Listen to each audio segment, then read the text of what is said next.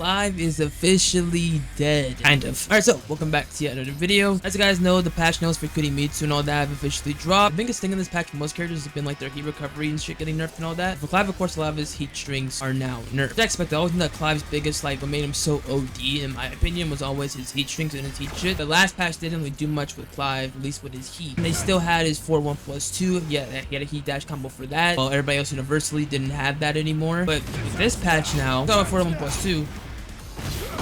Which obviously you can't combo with anymore. I can still combo with not step 1+2 or step 2-1. My bad. You can still combo with that. For 1+2, can't do that anymore. Which I expected that it should have happened last patch, but it didn't. But now it did. Moving on to his next nerf, which I'm pretty sure a lot of CLIVEs, even myself, do a lot of times. EF111 is now -12. It used to be -8. It used to be safe doing this basically, but now it's -12. So this one also took a huge hit. You 1+2-1.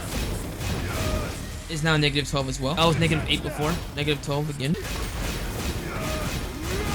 It's also -12 as well, which I believe was also -8 before. And finally, which is the big one for me at least, is basically this one.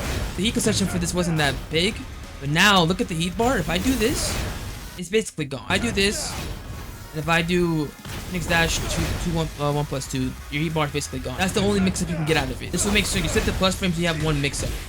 Your heat is basically gone. That's basically what they did for CLIVE. A lot of his heat shit is basically nuked. Everything else is pretty much the same for CLIVE. Then really changed besides his heat stuff, which I believe, I mean personally, I think it's a good thing. All of his lows are basically punishable now. This is -13. This is -13.